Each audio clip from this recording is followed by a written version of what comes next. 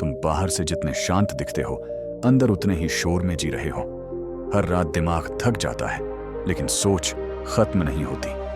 अगर आज गौतम बुद्ध तुम्हें देखते तो शायद वो कहते, तुम्हें समस्या नहीं, तुम्हारी सोच तुम्हें दुख दे रही है। कौशल राज्य के एक छोटे से गांव में नीरव नाम का युवक रहता था। नाम का अर्थ था शांत, लेकिन उसका मन बिल्कुल उल्टा था।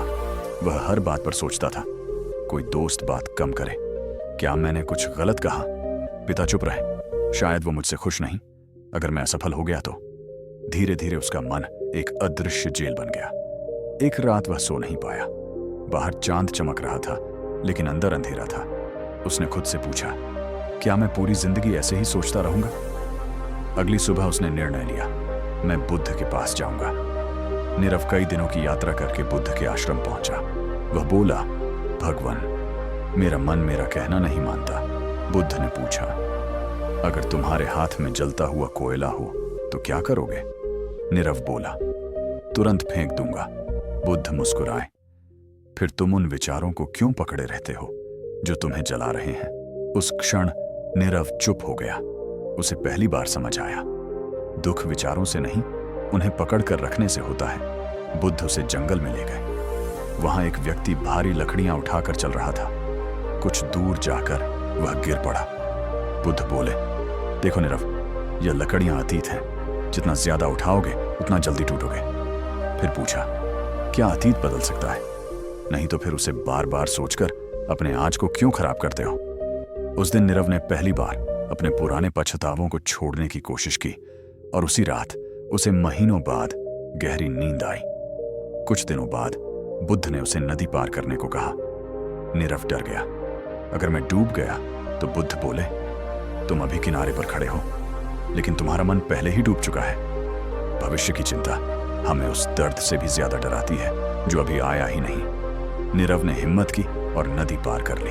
उसे एहसास हुआ, डर हमेशा सोच में बड़ा होता है, हकीकत में नहीं। एक दिन नीरव ने देखा उसका मित्र बहुत सफल हो गया है। उसका मन फिर बेचैन हुआ।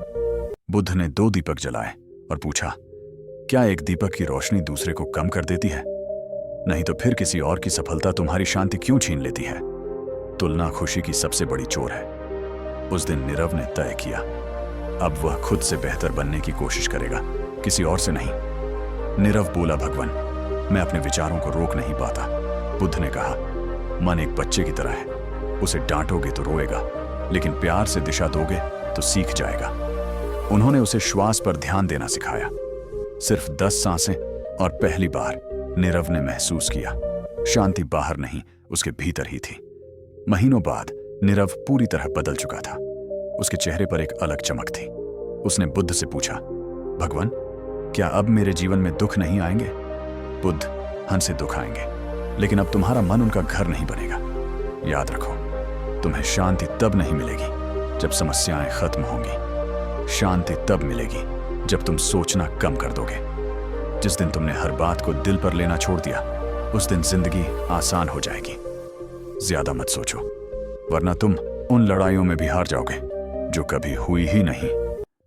अगर तुम अपने मन के मालिक बनना चाहते हो तो आज से एक वादा करो, मैं जरूरत से ज्यादा नहीं सोचूंगा। कमेंट में लिखो, आज से मैं मुक्त हूं। नमो बुद्धाय।